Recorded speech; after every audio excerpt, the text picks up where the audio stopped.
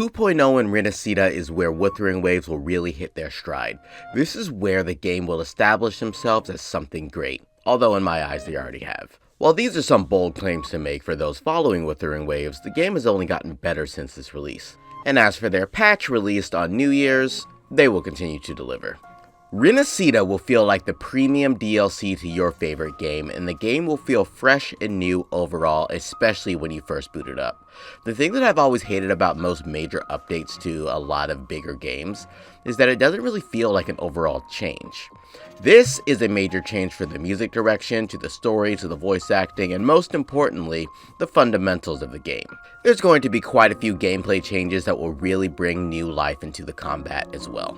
It's not all sunshines and rainbows though, because there are still quite a few issues I have with Wuthering Waves. Hopefully, these issues get addressed immediately so that I can truly call this an amazing game.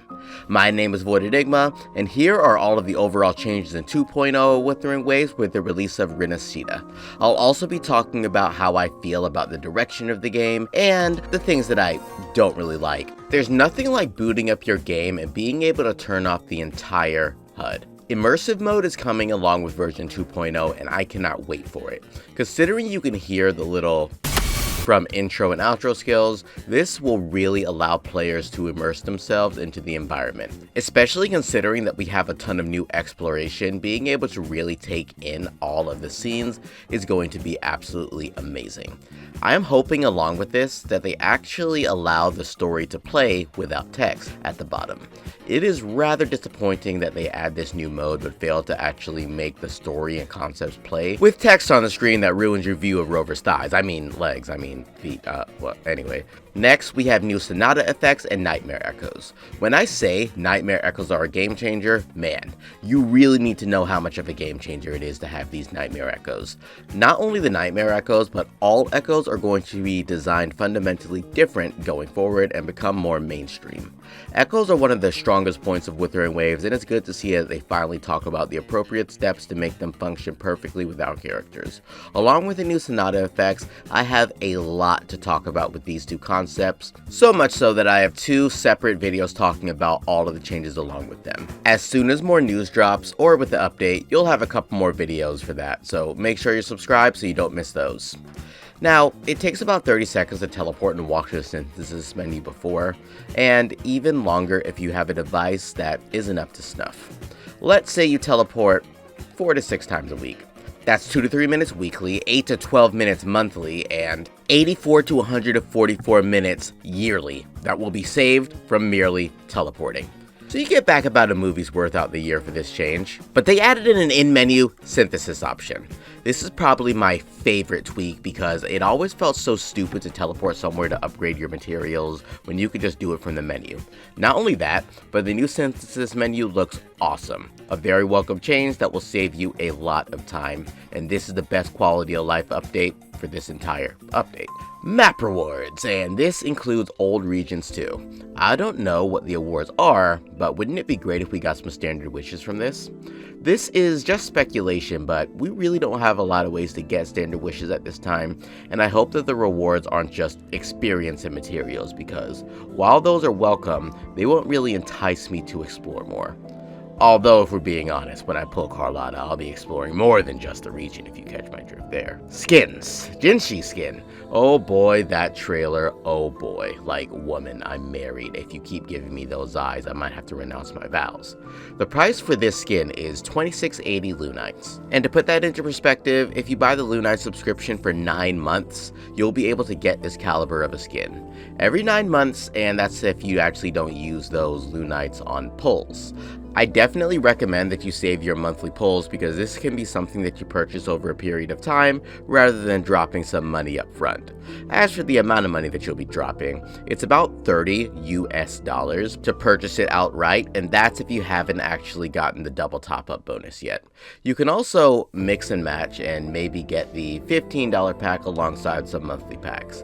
Either way, I feel the skins are slightly too expensive, and after the sale, they're going to be $50. Definitely not something anyone should be purchasing after the sale period. It's unfortunate that this is the price for luxury and glory, and I hope that they lower the price in the future to make skins attack more accessible. Luckily for us, we do get a free Sanhua skin. I love the mask, but I just wish the skin was more appealing overall. The bottom looks the same, and I'm just not really digging the whole thing as a concept, and it's leaving a lot to be desired. So make sure to give them feedback so that future skins can be improved. And lastly, Flight. Probably one of the coolest things in gacha gaming is Flight with little to no restrictions, and man, this looks amazing, and it seems that it isn't too limited either. Besides, of course, the potential of it being region locked. I don't know how they will implement it now, but one thing's for sure, we will need to rank up our flight capability some way or another, so maybe, just maybe, we can use it in old regions. I'll wait till the release to make my final judgment, but this seems to be a very good thing for the time being. I know I'm not the only one who's looking forward to setting sail to Rinascita, or flying, however we really get there. I hope we get in that ship with Brant and sail over there. But it's really going to change my perspective of the game.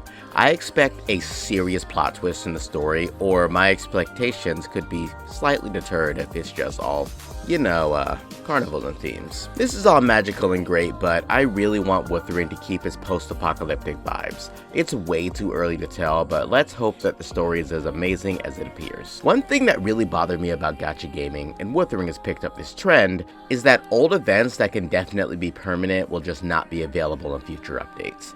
I did not hear or see any news about the Elusive Realm or the addition of Carlotta and Rosia being added to the roster, which leads me to believe that the Elusive Realm will again be missing next update.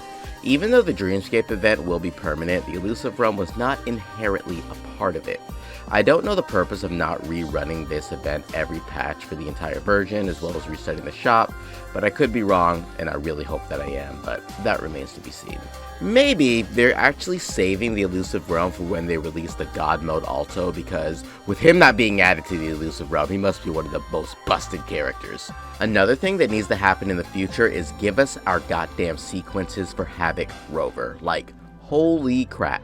We've been waiting 8 months for it, just give us the sequences. I already have Camellia, so I don't even use Havoc Rover anymore, but come on, why are y'all gatekeeping the Grim Reaper of Wuwa? With about 5 days to go, my expectations are sky high, and I hope that we repeat what made us fall in love with Wuthering Waves. They are so close to being a masterpiece, and they just need to really rein in Wuthering Waves as a concept and focus on what makes them special. Keep on elevating your game, Kuro, and you will continue to attract people to play this wonderful game. Rinascita is a new era for Wuwa, and we are all here for it. Make sure that you subscribe so you don't miss the updates and new videos, because there is a lot coming in the next few days. Until next time, Enigma out.